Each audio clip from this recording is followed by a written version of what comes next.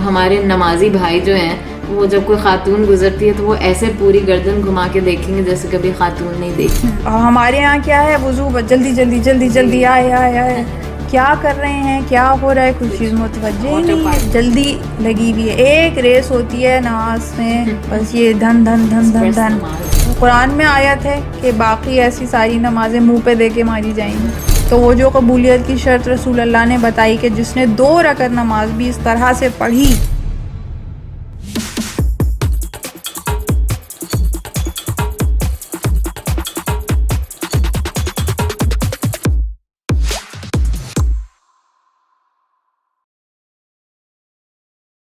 اچھا جی، ہم کچھ دن پہلے بات کر رہے تھے، میں آپ کو بتائی تھی کہ میں نے آج فجر کی نماز میں مجھے نئے آئیڈیاز آئے اور وہ ہم نے ان آئیڈیاز پہ بات کی تھی.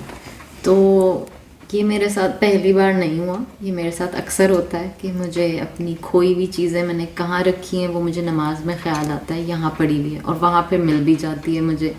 بہت سارے جو الجھنیں ہوتی ہیں ان کا جو سلوشن کہہ لیں وہ مجھے نماز میں خیال آتا ہے. تو بہت ساری چیزیں نا میں اپنے پرابلم سالو اور ٹربل شوٹ نماز کے دوران کرتی ہوں اور آمدیں بھی ہوتی ہیں مجھے. تو اس کا مطلب یہ ہے کہ ذہن نماز میں نہیں ہے، ذہن کہیں اور ہے. تو صرف یہ میرے ساتھ نہیں ہوتا ہوگا، آئی ایم شور اور بھی لوگ ہیں جن کے ساتھ یہ تجربات جن کے ہوتے ہیں. تو آپ کچھ کیا کہیں گی کہ نماز کا فوکس بہتر ہو سکے؟ جی، بہت امپورٹنٹ آپ نے سوال کیا، اور یہ مسئلہ بہت سے لوگوں کے ساتھ ہے اور بہت اس طرح کے کویشچنس آتے ہیں. اینڈ ویری کامن ایشو، یہ بہت زیادہ کامن ہے. تو یہ آپ نے سب کے دل کی آواز جو ہے، دل کی ترجمانی کی ہے. تو بہت ساری چیزیں ہیں جن سے فوکس اور کنسنٹریشن بہتر ہو سکتی ہے اور کرنی چاہیے، ضروری ہے. اتنی کہ آپ کو یہ پتہ ہو کہ آپ کیا کہہ رہے ہیں. تو اور اس کا مقصد بھی یہ ہے، اگر آپ یہ سمجھیں کہ نماز میں جو یہ کنسنٹریشن کرنے کا عمل ہے وہ کیا ہے سائنٹیفکلی، اس کی کیا اہمیت ہے اور اس کے پھر کیا اثرات ہیں. تو اور اس کی نماز کی اٹ سیلف پھر کیوں اتنی اہمیت ہے کہ اگر نماز قبول تو سارے اعمال قبول، اگر نماز قبول نہیں تو کوئی عمل بھی قبول نہیں. یعنی ہماری پوری زندگی بیکار ہو گئی. ہم نے کتنے بھی اچھے اچھے کام کیے، کتنی بھی بہترین چیزوں میں وقت گزارا، لیکن اگر نماز قبول نہیں تو وہ سب کی سب بیکار. ذرا ایک لمحے کے لیے انسان یہ سوچ کے دیکھے تو بہت پریشان ہو جائے گا اور رونگٹے کھڑے ہو جائیں گے کہ کیا ہوگا. یعنی بالکل ہی آپ خالی ہاتھ ہو گئے، ایسے جیسے ایک بہت مالدار انسان ہو اور اس کی ساری کمائی ایک دم لٹ جائے. تو یہ نماز کی ایسنس ہے کہ اتنی زیادہ اسے اہمیت دینے کی ضرورت ہے. اب قبولیت کی اور بھی کافی شرائط ہیں، جس میں کہ یہ کہ وہ حرام نہ کھائے، نجاست سے دور رہے اور اچھے نیک اعمال کرے. جن حالات میں نماز کے قریب جانے سے منع کیا ہے ان حالات میں نہ جائے. پھر اس میں حقوق اللہ اور حقوق العباد بھی شرائط میں شامل ہیں قبولیت کی. اب ایک آدمی ہے وہ رشوت لینے والا ہے اور وہ نماز پڑھ رہا ہے، تو یہ نہیں ہے کہ اس کی نماز قبول ہو جائے گی. ایسے بھی رشوت لینے والے ہیں کہ رشوت لے کے جا نماز کے نیچے رکھتے ہیں اور پھر نیت باندھ لی اور نماز پڑھنے لگے. تو دھوکے دینے کی بات ہے خود کو، کیونکہ نماز برائیوں سے روکتی ہے. تو یہ ہم ابھی جب بات کریں گے نا پروسیس، تو اس سے سمجھ میں آئے گا کہ کیسے روکتی ہے. اور تو اس کا مطلب ہے اگر برائیوں سے نہیں روک رہی تو اس کا مطلب ہے وہ نماز افیکٹو نہیں ہے. یہ ایک سائن ہے. نماز وہ ہے جو برائیوں سے روکے، وہ قبول ہے. تو اس کا مطلب ہے وہ بس پھر ایک ایکسرسائز کر رہا ہے، وہ نماز نہیں پڑھ رہا. تو ایسے ہی اب یہ جیسے میں نے کہا کوئی آدمی خیانت کرتا ہے تو اس کی نماز قبول نہیں. کوئی آدمی جو ہے وہ قاتل ہے، اس کی نماز قبول نہیں.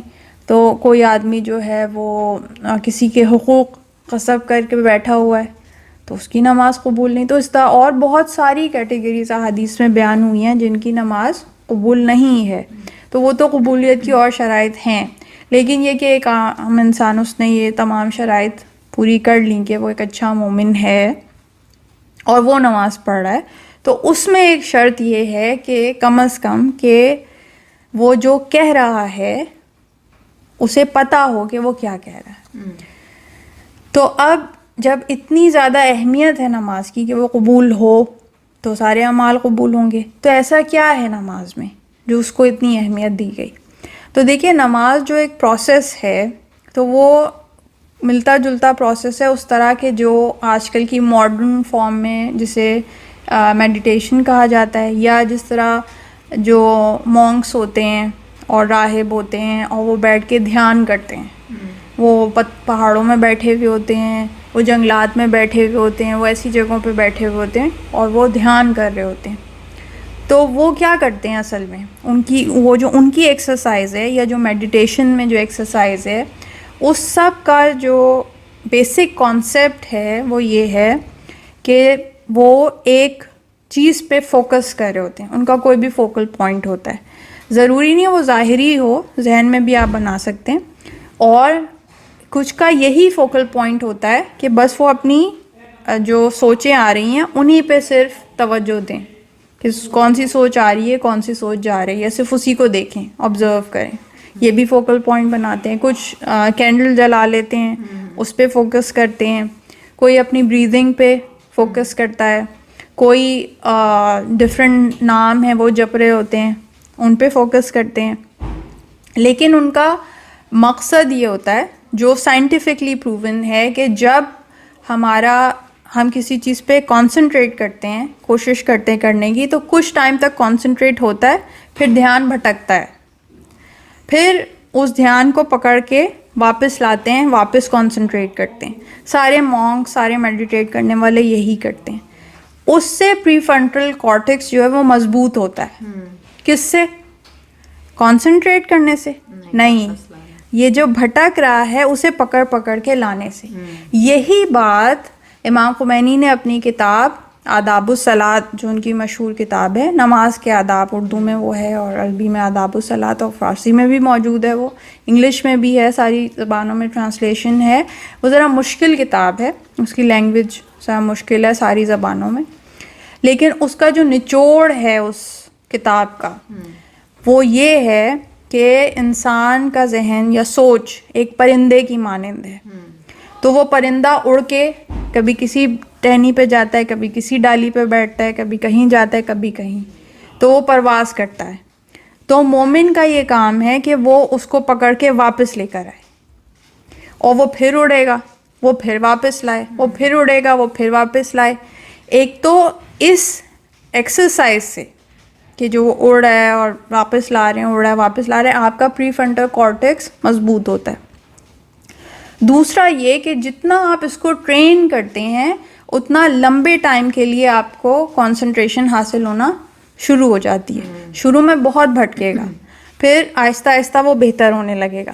اس کی میں مثال ایسے دیتی ہوں، جیسے ایک بچہ ہوتا ہے تو وہ بہت شرارتی بچہ ہے یا بہت چھوٹا بچہ ہے، تو اسے کہیں بیٹھنے کی عادت ہی نہیں ہے. تو اس کو بٹھانے کا کیا طریقہ ہوتا ہے کہ اسے بار بار آپ لا کے بٹھاتے ہیں، وہ پھر بھاگتا ہے، پھر کھیلنے جائے گا، پھر کوئی چیز لینے جائے گا، آپ پھر ہاتھ پکڑ کے لا کے بٹھائیں گے، پھر اسے کہیں گے بیٹھو، وہ کرو، پھر وہ جائے گا. لیکن کچھ عرصے بعد وہ ٹرین ہو جائے گا اور لمبے ٹائم کے لیے بیٹھنے لگے گا. اور یہ تو بچہ ہے. اسی طرح جانوروں کو آپ دیکھیں، سرکس میں کیسے کیسے جانوروں کو کیسی کیسی چیزوں کے لیے ٹرین کر دیا جاتا ہے.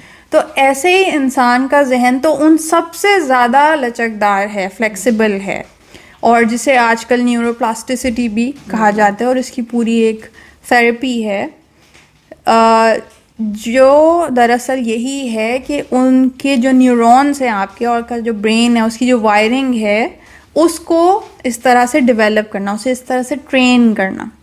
اچھا، پری فرنٹل کارٹیکس جو ہے وہ میجورٹی جو کام ہیں جو انسان کا برین کرتا ہے، یا اس کی شخصیت کا جو حصہ ہوتا ہے، یا اس کا کردار بناتے ہیں، اس میں اس کا رول ہے. چاہے وہ ڈیسیجن میکنگ ہو، چاہے انسان کی خود اعتمادی ہو، چاہے اس کی ڈٹرمنیشن ہو، چاہے اس کی پرسنالٹی کے حصے ہوں. تو یعنی اس کی ساری شخصیت کا آپ کہہ لیں 80% 85% پری فرنٹل کارٹیکس میں ہے. اور اگر آپ کا پری فرنٹل کارٹیکس مضبوط ہے تو اس کا مطلب یہ کہ آپ کے اندر سیلف کنٹرول ہے, آپ کا سیلف کنٹرول بہتر ہوتا ہے. اب سیلف کنٹرول بہتر ہونے کا کیا مطلب ہے کہ تزکیہ نفس, تزکیہ نفس سیلف کنٹرول, یعنی آپ اپنے نفس کو ٹیم کر سکتے ہیں, اپنے نفس کو بہتر کر سکتے ہیں, پاک کر سکتے ہیں. وہ سیلف کنٹرول کے راستے ہی سے جاتا ہے. جس میں سیلف کنٹرول نہیں ہے وہ تزکیہ نفس کر ہی نہیں سکتا, یعنی اپنے نفس کو علائشوں سے, بری چیزوں سے پاک نہیں کر سکتا. اور جب ہم اپنے نفس کو ٹیم کرتے ہیں تو بھی یہی پروسیس ہے جو ٹریننگ کا جو میں نے ابھی سارا آپ کو بیان کیا. اس لیے نماز وہ عبادت ہے کہ جو اگر قبول تو سارے اعمال قبول, اور نہیں قبول تو کوئی عمل قبول نہیں. کیوں کہ اس کا مطلب ہے کہ آپ نے بیسک چیز پوری نہیں کی, تو آپ نے پہلا قدم ہی نہیں اٹھایا جو تزکیہ نفس کے راستے کی طرف جاتا ہے. تو اب کوئی کہے کہ نہیں ہم میڈیٹیشن کے ذریعے سے تزکیہ نفس کا راستہ حاصل کر لیں گے, جیسے کوئی صوفی ہیں وہ یہ نعرہ لگاتے ہیں, یا وہ یہ کہتے ہیں کہ بھائی ہم تو اللہ اللہ کرتے رہیں, بھائی ہم کیوں نماز میں ہی باندھیں خود کو, اس کی ساتھ گنتی کیا کرنا جس نے گنتی نہ کی ہو, اس طرح کی باتیں کیا کرتے ہیں. لیکن دیکھیں جب ہم بات کر رہے ہیں اللہ کی, پروردگار عالم کی, تو یہاں ہم نے اپنی مرضی نہیں چلانی, ہم نے دیکھنا ہے اس کی مرضی کیا ہے. وہ بھی تو ہر بات میں یہی کہتا ہے نا, رب کی مرضی, رب کی مرضی. تو رب کی مرضی دیکھنی ہے. اب رب نے کہا کہ نماز پڑھو, رب کے جو سب سے پسندیدہ بندے تھے, جو محبوب ترین بندے تھے معصومین علیہ السلام, انہوں نے نمازیں پڑھ پڑھ کے دکھائیں. انہوں نے اپنی محبت کا اظہار, اپنی عشق کا اظہار, ہر طرح سے اظہار نماز کے ذریعے سے کیا. نماز ہی پڑھتے پڑھتے آئے, نماز ہی پڑھتے پڑھتے چلے گئے, آتے ہی سجدہ کیا اور گئے بھی سجدے میں. ایسی ایسی منزلیں. تو یہ بتایا کہ نماز مومن کی معراج ہے. اب آپ کو اب سمجھ میں آئے گا کہ نماز گناہوں سے کیسے روکتی ہے. ہر نماز گناہوں سے نہیں روکتی, جو قبول نماز ہے وہ گناہوں سے روکتی ہے. کیسے کہ نماز سیلف کنٹرول بڑھا دیتی ہے, سکھا دیتی ہے.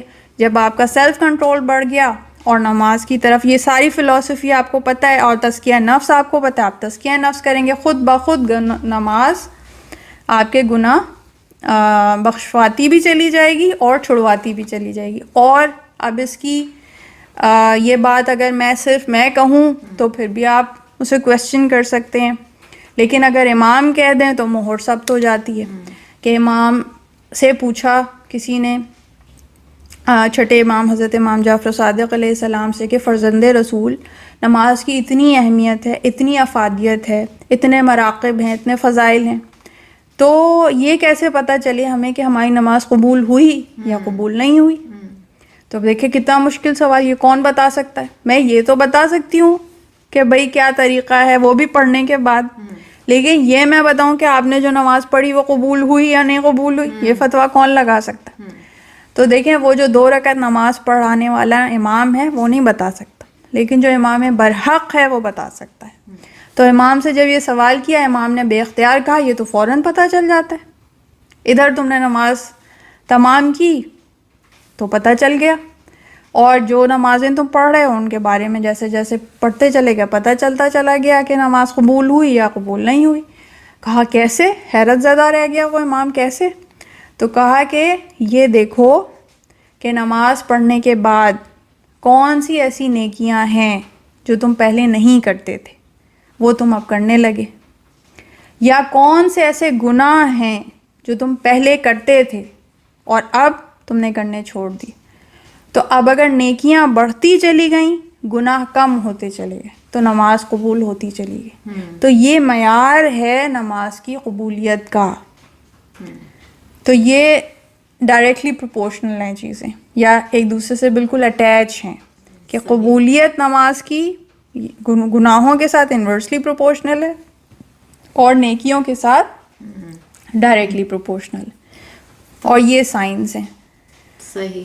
تو قرآن کہتا ہے نماز کے بارے میں, بہت ایک فیمس آیت ہے کہ یہ فحشاء اور ان سے روکتی ہے. فحشاء تو اس میں پھر اللہ تعالیٰ نے یہ اس میں کوئی ایڈجیکٹو نہیں لگایا کہ مؤثر نماز جو ہے وہ برائی سے روکتی ہے یا وہ قبول نماز برائی سے روکتی ہے، بس نماز کہا ہے، تو نماز تو بس نماز ہے. اللہ کے نزدیک وہ نماز ہی نہیں ہے جو قبولیت کی منزل تک نہ پہنچے، وہ بس پھر ایکسرسائز ہے. اور ہر چیز قرآن میں، سب چیزیں تو نہیں قرآن میں بیان کی ہیں. قرآن ایک قانون پیش کرتا ہے یا ایک ایسا لا جو کلیہ ہے، اور پھر اس کی ڈیفینیشن جو ہے وہ رسول بیان کرتے ہیں، اور اس کے بعد اس کی مزید ایکسپلینیشن اور اسے قائم کر کے جو امام ہے وہ دکھاتے ہیں. تو رسول ہیں جو اس کی انٹرپریٹیشن کرتے ہیں. آپ کہا بھائی نماز پڑھو، کس طرح پڑھو، کتنے رکعت پڑھو، کیسے پڑھو، یہ تو نہیں قرآن میں سب لکھا. کہاں لکھا ہے کہ کتنی رکعت پڑھنی ہے؟ یہ تو رسول نے جیسے پڑھی ہم نے ویسے پڑھی. رسول نے بتایا کہ بھئی نماز کا یہ طریقہ کار ہے، یہ ترتیب ہے، رکوع پہلے، سجدہ بعد میں، قیام اس سے بھی پہلے. تو یہ ترتیب سب رسول نے سکھائی. تو قرآن خالی جی جو کہے کہ بھئی قرآن بس کافی ہے، تو یہ نعرہ ہمارا نہیں ہے. ساتھ قرآن کے اہل بیت شامل ہیں. مینیول کے ساتھ انسٹرکٹر چاہیے، بک کے ساتھ ٹیچر چاہیے. کسی عام بک کو بھی آپ جو ہے بغیر ٹیچر کے جو ذرا سی بھی ٹیکنیکل ہو نہیں پڑھ سکتے. تو یہ تو جو سارے علوم کا منبع ہے. تو اس کا مطلب ہے کہ نماز اللہ کے نزدیک مؤثر، مطلب نماز وہی ہے جو معرفت سے پڑھی جائے. جی، معرفت سے پڑھی جائے اور سمجھ کے پڑھی جائے، جس کا پہلی سیڑھی یہ ہے کہ بس آپ کو یہ پتہ ہے، آپ کا دھیان ہے، آپ کی فوکس ہے، آپ کا پتہ ہے کہ آپ کیا کہیں. اور دیکھیں یہ کتنا خفیف درجہ ہے. کوئی کہے بھائی یہ تو بڑی مشکل بات ہے. کیا مشکل بات ہے اس میں؟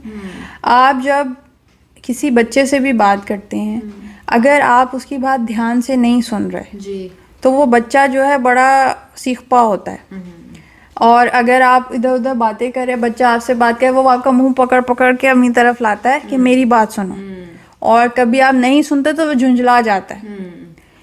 پھر یعنی بچہ بھی یہ برداشت نہیں کرتا کہ اس کی بات بے دھیانی سے سنی جائے. کجا یہ کہ ہم پروردگار عالم کی بارگاہ میں کھڑے ہیں اور ہمارا دھیان کہیں اور ہے.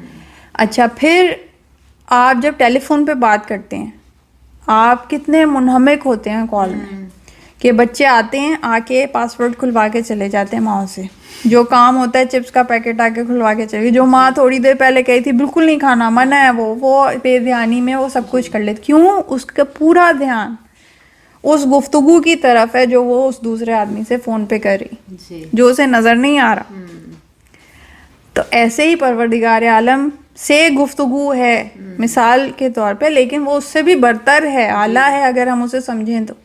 تو ایسی والی نماز جو پورے دھیان سے پڑھی جائے، معرفت کے ساتھ پڑھی جائے، وہ نماز آپ کو برائی سے روکتی ہے. برائی سے روکے گی. کیونکہ میں اپنے گرد بہت سارے دیکھتی ہوں، لوگ بہت نمازی ہیں لیکن اخلاقی برائیاں بہت پائی جاتی ہیں. نہیں، دیکھیں یہ لیول ہے. سب سے پہلے آپ نے اس نماز کو اچیو کیا کہ جس میں آپ کا کنسنٹریشن سپین بڑھتا چلا جائے. آپ یہ ٹریننگ کریں جس سے آپ کا پری فرنٹل کارٹیکس مضبوط ہو رہا ہے، اس سے آپ کے اندر سیلف کنٹرول آ رہا ہے. پھر آپ اس سیلف کنٹرول کی طاقت کو اس مقصد کی طرف لگاتے ہیں جو تزکیہ نفس ہے. اب تو یہ ایک آگ پیدا کرتی ہے، ایک کیپیبلٹی پیدا کرتی ہے جس کا جو اگنیشن ہے وہ آپ نے آن کرنا ہے، وہ آپ نے خود آن کرنا ہے. لیکن اگر کوئی اس اگنیشن کو آن ہی نہ کرے، یعنی تزکیہ نفس ہی نہ کرے، یا وہ خود کو سمجھتا ہے مجھے تو تزکیہ نفس کی ضرورت ہی نہیں، میں تو بہت اعلیٰ ہوں، تو پھر نماز بذات خود یعنی کہ بغیر تزکیہ نفس کے پھر تو آگے نہیں بڑھے گی بات نہیں. یہ ایک میوچل پروسیس ہے جو ساتھ ساتھ چل رہا ہوتا ہے. اور ایک طرح سے حدت پیدا کرنے کی، آگ پیدا کرنے کی، توانائی پیدا کرنے کی کیپیسٹی نماز پیدا کرتی ہے. پھر اس آگ سے آپ جو ہے وہ کام لیتے ہیں اس توانائی سے، اور اس سے تزکیہ نفس کرتے ہیں. لیکن اگر کوئی تزکیہ نفس ہی نہ کرے، اس طرف متوجہ ہی نہ ہو، جیسے ابھی آپ نے کہا کہ بہت ہوتے ہیں وہ نمازی لیکن کیا نہیں ہوتا ان میں اخلاقی برائیاں. اب وہ اخلاقی برائیوں کی طرف ہی متوجہ نہ ہو کہ یہ اخلاقی برائیاں. لوگ تو عمومی طور پہ اخلاق یہ سمجھتے ہیں کہ بس یہ مسکرا کے ملنا، کسی کو کچھ نہ کہنا، ہاں میں ہاں ملانا، اچھا اچھا کرنا، یہ اخلاق ہے. نہیں وہ بات ہاں جی وہ بھی ہے اپنی جگہ، لیکن جیسے میں کہہ رہی ہوں بہت سارے نمازی ہیں اب ود ڈیو رسپیکٹ، لیکن جو خواتین کو گھور کے دیکھنے کی عادت ہے، تاڑنا جسے کہتے ہیں عام لینگویج میں، یہ ہمارے نمازی بھائی جو ہیں وہ جب کوئی خاتون گزرتی ہے تو وہ ایسے پوری گردن گھما کے دیکھیں گے جیسے کبھی خاتون نہیں دیکھی. تو اب یہ نمازیوں کی صف ہے ویسے ہی، تو آپ تو وہی بات ہے نا کہ یہاں پہ سیلف کنٹرول ہے ہی نہیں. اب آپ پیچھے کرتے چلے جائیں، سیلف کنٹرول نہیں، اس کا مطلب ہے کہ وہاں پہ کام ہو ہی نہیں رہا، وہاں دھیان لگ ہی نہیں رہا نماز میں، دھیان تو وہاں چلا گیا عورت کے ساتھ. تو پھر یہ برائی سے تو نہ روکا. تو یہ وہ نماز ہی نہیں ہے نا. ابھی ہم نے یہی بیان کیا، نماز وہ ہے کہ جو قبول ہے، اللہ اسی کو نماز کے طور پہ قبول کرے گا. باقی نماز قرآن میں آیت ہے کہ باقی ایسی ساری نمازیں منہ پہ دے کے ماری جائیں گی، تو وہ نام کی پھر نماز رہ جائے گی، روح نہیں ہوگی اس میں. تو اس کا اب ہم آتے ہیں، یہ دیکھیں یہ تو سب میں نے ڈیفینیشنز بتا دی، فلسفی سمجھا دی، اور تاکہ آپ کو چیزیں سمجھ میں آ جائیں. اب آتے ہیں ہم اس کی پریکٹیکل امپلیمنٹیشن پہ، جو ٹپس ہیں، جو طریقے ہیں، جو مشکلات ہیں، چیلنجز ہیں، ان کو ایڈریس کرتے ہوئے تاکہ یہ چیز اپلیکیبل ہو. تو سب سے بڑی بات تو دیکھیں یہ ہے، جیسے میں نے جو ساری مثالیں دی، جب بچے سے بات کرنے کی یا ٹیلی فون پہ بات کرنے کی، تو وہ سب آپ اپنی لینگویج میں کر رہے ہوتے ہیں، یہ آپ عربی میں کر رہے ہیں. تو ایک تو پہلا اسٹیپ یہ ہے کہ آپ کو معلوم ہو کہ آپ جو عربی پڑھ رہے ہیں، معلوم ہو سے مراد کہ اچھی طرح آپ کے ذہن میں انگریو ہو، اچھی طرح یاد ہو لفظ با لفظ کہ کس آیت کا یا کس ذکر کا جو آپ رکوع میں کر رہے ہیں، سجدے میں کر رہے ہیں، جو چیزیں بھی پڑھ رہے ہیں، ان کا کیا مطلب ہے آپ کی اپنی زبان میں. عربی آتی ہے تو بہت اچھا، عربی آپ نے سیکھ لی ہے تو بہت اچھی بات ہے. لیکن جو ہماری میجورٹی آڈینس ہے انہیں نہیں آتی عربی، تو وہ کوئی 17 کلمات ہیں جو تکرار بھی ہوتے ہیں اب آگے جا کے، لیکن ایک ایک دفعہ وہ کل ملا کے 17 بنتے ہیں.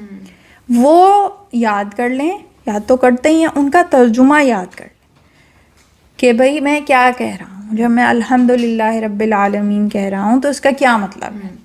تو وہ اس طرح اب آپ نے جب وہ کہہ رہے ہیں تو ساتھ ساتھ آپ کے ذہن میں اس کا مطلب آتا رہے. تھوڑے عرصے کے بعد یہ ہوگا کہ ترجمے کی پھر بیساکھی ہٹ جائے گی. آپ جب الحمدللہ رب العالمین کہیں گے تو آپ کے ذہن میں خود بخود مطلب روشن ہو جائے گا، یعنی آپ کو پتہ ہوگا آپ کیا کہہ رہے ہیں. آپ پورے وجود کے ساتھ اللہ کی حمد کر رہے ہوں گے، اس کی کہ جو عالمین کا رب ہے. یہ درجہ ہے وہ کہ جو ریکوائرڈ ہے اس سارے پروسیس کے لیے. تو پہلا تو آپ یہ لینگویج بیریئر جو ہے نا، ٹھیک ہے، اس کو ختم کریں، جو کہ بہت آسان ہے. یہ پوری عربی آپ کو سیکھنے کی کوئی ضرورت نہیں، بس 17 جملے یاد کیے اور ان کو بس بار بار دہرائیں. پھر کچھ چیزیں ہیں جو آپ کو دھیان دینے میں، یکسو کرنے میں مدد دیں گی، جو باقی سب جگہ بھی اسی طرح اپلائی ہوتی ہیں، کہ آپ تھوڑے وقت پہلے نماز کے، کچھ وقت پہلے ذرا آ کے نماز کی جگہ پہ بیٹھ جائیں، متوجہ ہوں. نماز سے پہلے جب وضو کر رہے ہیں، وضو کے ٹائم سے متوجہ ہونا شروع ہوں. اسی لیے وضو میں جیسے جو وضو کی دعائیں ہیں، مستحب دعائیں، بہت بہترین دعائیں ہیں، ان کے بہت بہترین ترجمے ہیں. آپ ایک ایک چیز کہتے جاتے ہیں کہ اللہم بیض وجہی یوم تسود الوجوہ، کہ جس دن سب کے چہرے سیاہ ہوں گے اس دن میرے چہرے کو روشن رکھنا، میرے چہرے کو سفید رکھنا. کیا کیا بہترین دعائیں ہیں. تو وہ دعائیں اگر آپ پھر اگین سمجھتے ہوئے پڑھیں.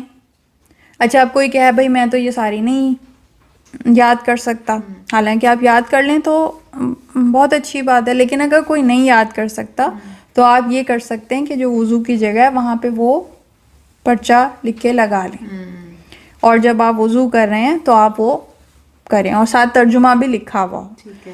وہ آپ ایک عمل کریں گے نا تو اس سے دوہرا فائدہ ہوگا. ایک تو آپ کا خود بخود دھیان آمادہ ہونا شروع ہو جائے گا نماز کی طرف، اور وہ اتنی پر اثر دعائیں ہیں کہ آپ روحانی طور پہ اتنے بیدار ہو جاتے ہیں، متوجہ ہو جاتے ہیں، اور واقعی پاک و پاکیزہ ہو جاتے ہیں کہ جیسے اللہ کی بارگاہ میں جانے کے لیے تیار ہو گئے.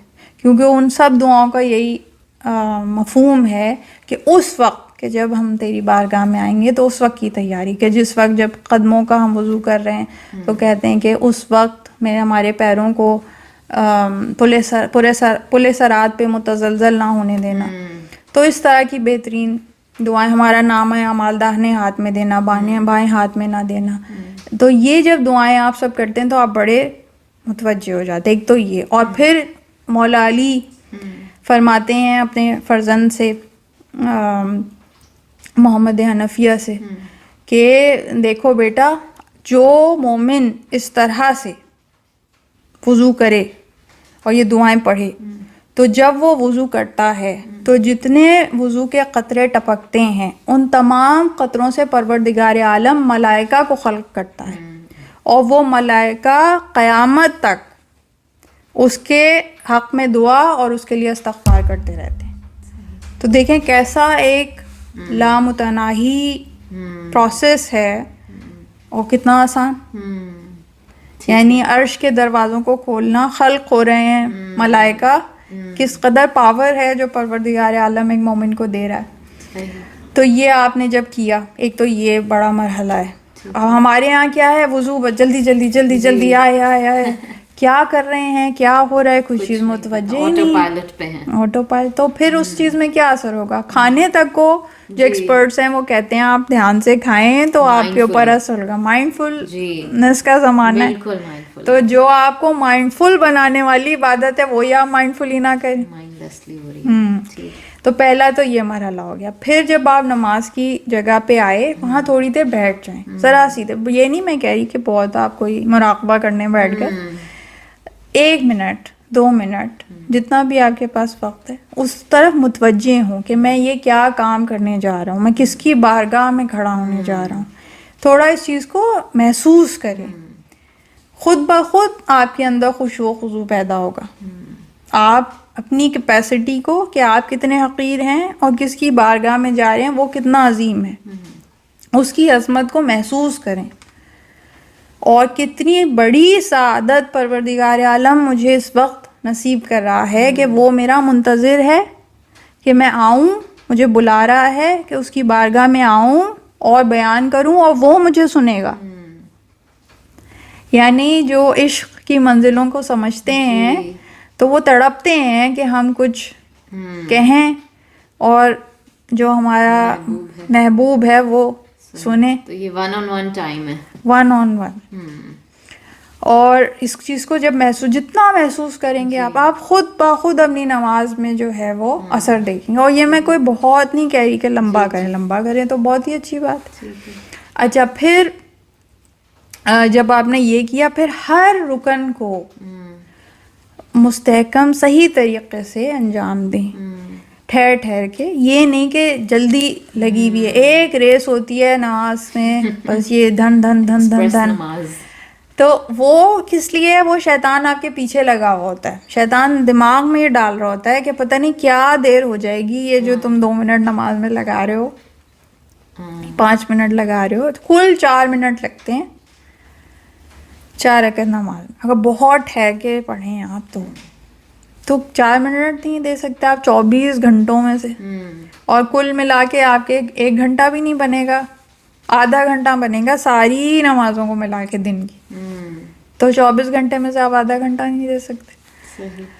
تو وہ آپ نے اگر ٹھہر کے پڑھی، طریقے سے پڑھی، پھر ان سارے جو ارکان ہیں، ارکان نماز، سارے ارکان کو آپ نے مکمل طور پہ انجام دیا، ٹھہر کے دیا. پھر ان سب میں رکوع وہ قیام متصل با رکوع ہے، یہ سب چیزیں ہیں، یہ سب واجبات میں سے ہیں.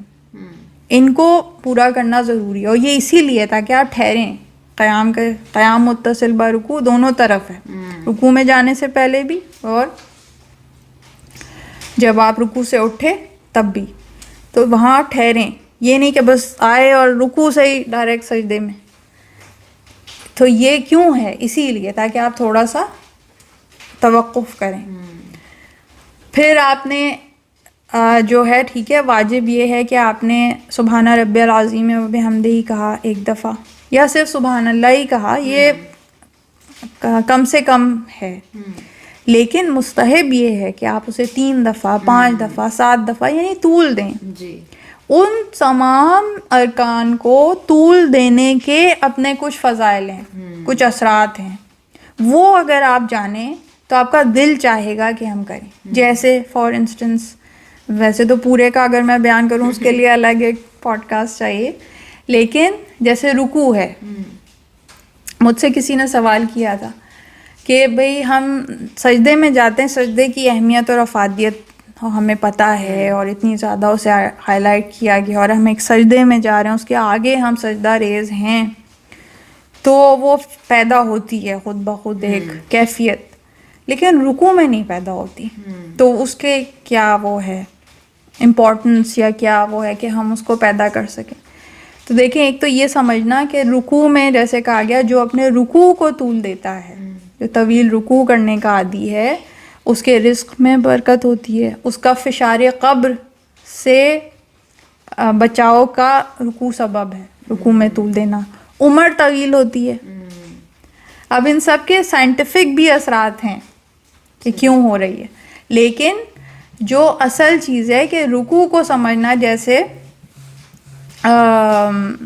سجدے کا ہے کہ آپ نے سجدہ کہ ہم اس خالق کے آگے سجدہ ریز ہو رہے ہیں، تو اسی طرح آپ جب رکوع میں گردن جھکا رہے ہیں تو یہ تصور لانا کہ ہم اپنی گردن اس کے سپرد کر رہے ہیں، اس کے آگے گردن جھکا رہے ہیں، اس کے آگے جھک رہے ہیں، کیونکہ یہ بھی تعظیم کا ایک طریقہ ہے، اس کے آگے جھک رہے ہیں کہ جو عالمین کا رب ہے، اس کی بڑائی کو محسوس کرتے ہوئے اور اس کو مانوی انداز میں ادا کرنا. صحیح. تو پھر آپ رکوع کو طول دیتے ہیں. تو ہر چیز میں اسی طرح. اور اگر کبھی آپ نے کسی بھی رکن کو طول نہیں دیا تو سجدے سے آغاز کریں. سجدے کو جب طول دیتے ہیں تو آپ دیکھیں آپ کو بہت سکون محسوس ہوگا. اور اس وقت پھر کانسنٹریشن کا بھی آغاز سجدے سے کر کے دیکھیں کہ آپ اس وقت محسوس کریں کہ جیسے سارا اسٹریس آپ کے اوپر سے ہٹ جائے. آپ خود کو بس حوالے کر دیں. جیسے ایک بچہ ماں کی آغوش میں جاتا ہے نا، وہ ہر چیز سے اسٹریس فری ہو جاتا ہے. اس وقت وہ فیلنگ لا کے دیکھیں، آپ کو اتنا سکون ملے گا، آپ کو لگے گا کہ کندھوں سے منو بوجھ جو ہے وہ ہٹ گیا. ٹھیک ہے. اور اس کا ایک الگ سائنٹیفک پروسیجر ہے کہ جب ہم یہ جاتے ہیں سجدے میں تو سائنٹیفکلی پروون بات ہے کہ کتنی ریڈیو ایکٹیو ویوز ہیں، کتنی میگنیٹو ویوز ہیں، وہ ساری نیوٹرلائز ہو جاتی ہیں جو ہمارے سارے اس وقت دماغ پہ وہ ہوتی ہیں جب ہم سجدے میں جاتے ہیں. کیونکہ ارتھ جو ہوتی ہے وہ اس کو کرنٹ کو، ساری ویوز کو نیوٹرلائز کر دیتا ہے، ڈیڈ کر دیتا ہے. تو وہ جو ہمارے دماغ کے لیے بھی نقصان دہ ہو سکتی ہیں وہ سب ادھر نیوٹرلائز ہو جاتی ہیں. تو سائنٹیفکلی بھی اس کے بہت فوائد ہیں. یہ جتنی چیز آپ نالج، جبھی تو علم کی اتنی اہمیت ہے.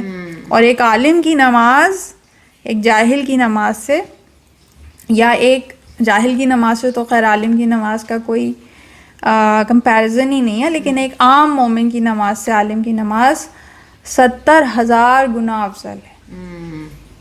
کیوں؟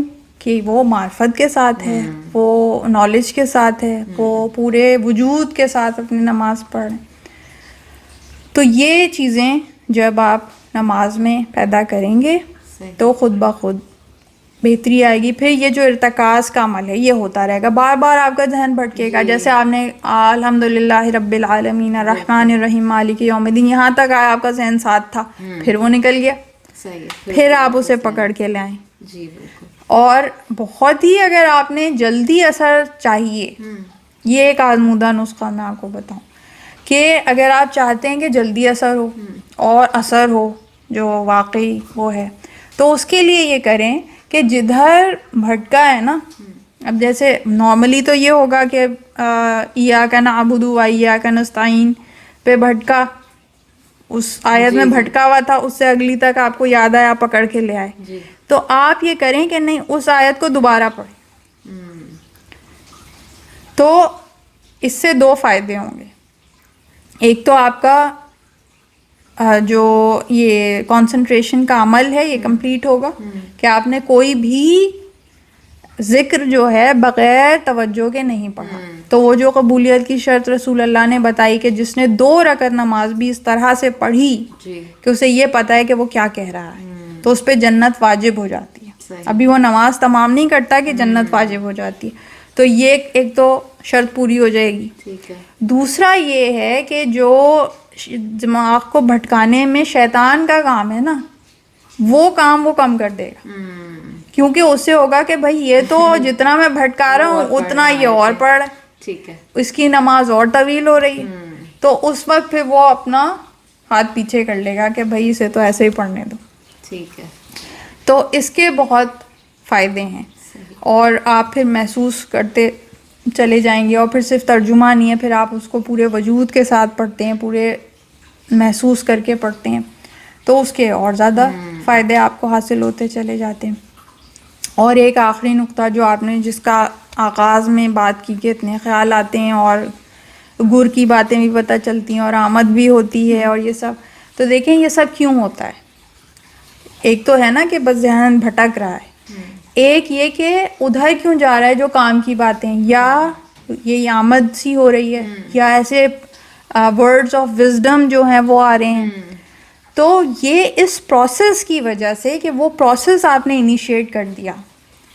جو میڈیٹیشن ہے, دھیان ہے, اس کا دراصل اینڈ رزلٹ یہ ہے کہ آپ جب یہ میڈیٹیٹ کرتے ہیں, دھیان کرتے ہیں, تو جو آپ کی سپرفیشل لیئر ہے تھاٹس کی وہ ہٹنا شروع ہو جاتی ہے, اور پھر آپ کے سوچ کے اندر جو اوشن ہے اس کے اندر آپ ڈیپ ڈاؤن ڈائیو کر کے جاتے ہیں اور جو پرلس آف وزڈم ہے وہ نکال کے لا پاتے ہیں. تو وہ اس کا مطلب یہ ہے کہ آپ تھوڑا سا اس کو سٹر کر رہے ہیں. تو اس کی وجہ سے وہ جب کبھی ہوتا ہے نا پانی کو اگر آپ ہلائیں تو جو نیچے تہ میں چیزیں بیٹھی ہیں وہ ذرا دیر کے لیے اوپر آنے لگتی ہیں. تو یہ وہ پروسیس ہو رہا ہوتا ہے جس میں لگ رہا ہے کہ بھائی ہمیں آمد ہو رہی ہے, اور وہ یہ پروسیس اور اس سے فائدہ اٹھانا بہت اچھی بات ہے. لیکن یہ جو میں نے سارا طریقہ بتایا اگر آپ اسے اپلائی کریں گے تو اس سے یہ ہوگا کہ نماز کے بعد یہ پروسیس اپنے ایکسٹریم لیول پہ ہونے لگے گا, اور تب آپ کو پھر پلس آف وزڈم ملنے لگیں گے. اور تب یہ نہیں ہوگا کہ بس ذرا سا کوئی ٹہلتا ہوا خیال آ گیا. تب پراپر فلاسفیز, پراپر طریقہ کار اور اسرار زندگی, اسرار کائنات, اسرار توحید, اسرار دین وہ آپ پہ منکشف ہونا شروع ہو جائیں گے. صحیح. یہ تو کافی ساری ٹپس ہو گئی ہیں جی. اب ان پہ عمل کر کے دیکھنا ہوگا کہ کون سی والی جو ہے کس وقت صحیح طور سے کام آتی ہے. لیکن اگر میں اس کا خلاصہ کروں تو سب سے پہلے تو یہ کہ نماز جو بھی پڑھ ہیں 17 آیات ہی ہیں, تو وہ آپ ان کا ترجمہ 17 اذکار, اس میں آیات بھی اور ذکر بھی دونوں شامل. آپ مطلب اپنا پیش نظر رکھیں. اس کے بعد وضو کرنے کے وقت آپ حاضر رہیں, ذہن کو حاضر رکھیں, اور اگر ترجمہ وہ جو دعائیں ہیں وہ کہیں لگا لیں جہاں وضو کرنے کی جگہ ہے, تو پھر وہ ایک آپ کو یاد دہانی بھی رہے گی, اور پھر وہ ایک پریزنس آف مائنڈ کے ساتھ وضو ہوگا. پھر جب آپ نماز شروع کرنے لگیں تو تھوڑی دیر کے لیے توقف کریں, مائنڈ فلی اپنے آپ کو تیار کریں, آمادہ کریں کہ اب آپ کوئی ایک بہت اللہ تعالیٰ کے ساتھ ایک ملاقات کا شرف پانے جا رہے ہیں. تو وہ ایک سیکنڈ ہی چاہے رک کے ذرا اس کو محسوس کریں, اور پھر اس کے بعد نماز شروع کریں. اور پھر مطالب جو ہیں ذہن میں ہوں گے, اور ہر رکن کو ٹھہر ٹھہر کے آرام سے, چاہے شیطان کہہ بھی رہا ہے کہ دنیا کے سارے کام اس وقت ہیں, لیکن آپ اپنے ذہن میں ایک رکھیں کہ یہ 4-5 منٹ کی ایک واجب نماز ہے, اور آپ ایک ایکسپیرینس گین کریں اللہ تعالیٰ سے ملاقات کا. یہاں ایک میں جملہ ایڈ کر دوں, اگر آپ نے یہ ارکان کامل طریقے سے پڑھے, یہ بار بار آپ اپنے ذہن کو اگر یہ جملے بتاتے رہیں نا, اگر آسان طریقہ یہ آپ میرے ابھی ریپیٹ پہ بھی لگا سکتے ہیں, تو اب تو ٹیکنالوجی نے ترقی کر لی, خود کہنا مشکل ہے, تو کامل طریقے سے اول وقت نماز پڑھنا، ایک اول وقت نماز پڑھنا، یہ بہت پر اثر بناتا ہے، یہ خیالات کو بچا. یہ اسی طرح جیسے ہم غذا کھاتے ہیں، جی گرم گرم کھائیں کتنی مزے کی لگتی ہے، مزہ ہی اور ہوتا ہے. میں نے اس انالوجی سے نا اول وقت نماز پڑھنا شروع کی ہے کہ بریانی گرم مزے کی لگتی ہے. فریج والی مائکرو ویو کر کے جی یہ میں نے آپ کو بتایا تھا نا، تو دیکھیں آپ نے اسے کیسا پایا. بہت لذیذ. تو اسی طرح کیونکہ وہ جسمانی غذا ہے، نماز روحانی غذا ہے. بالکل. یہ تو وہ ہے نا، وہ لبرلز کہتے ہیں جی موسیقی روح کی غذا ہے، اصل روح کی غذا نماز ہے. بالکل صحیح. تو اسی طرح جیسے وہ تازہ جو ہے وہ لطف دیتی ہے، بالکل وہ تازہ ہمیں غذائیت ہوتی ہے. یہ تو میرا آزمودہ ٹوٹکا ہے. ہاں تو اسی طرح اول وقت نماز جو ہے بالکل. وہ مزہ دیتی ہے، لطف دیتی ہے، اور اس میں غذائیت ہوتی ہے بھرپور. وہ پڑھیں. اور جو میں نے آپ سے کہا نا، کامل اگر آپ نے ارکان ادا کیے اور اس میں یہ سوچیں کہ یہ اگر نماز یہ اگر صحیح طرح سے پڑھ رہی ہوں تو میرے سارے بگڑے کام سنور جائیں گے. یہ جو سوچ رہے ہیں نا دنیا اوندھی ہو جائے گی، پتہ نہیں کیا ہو جائے گا اگر ہم نے یہ نماز پڑھ لی، الٹا. اور یہ نیورو پلاسٹیسٹی ہے، جتنا آپ اپنے ذہن کو بتائیں گے وہ بیٹھ جائے گی بات، اس سے وائرنگ ہو جائے گی اس کی، کہ یہ اگر میں نے کر لی تو جتنے بگڑے کام ہیں وہ سنور جائیں گے. صحیح. اور اگر یہ بگڑ گئی تو پھر کچھ بھی ہم سمجھتے رہے سنورا ہوا ہے، وہ سب بگڑا ہوا ہے. ٹھیک.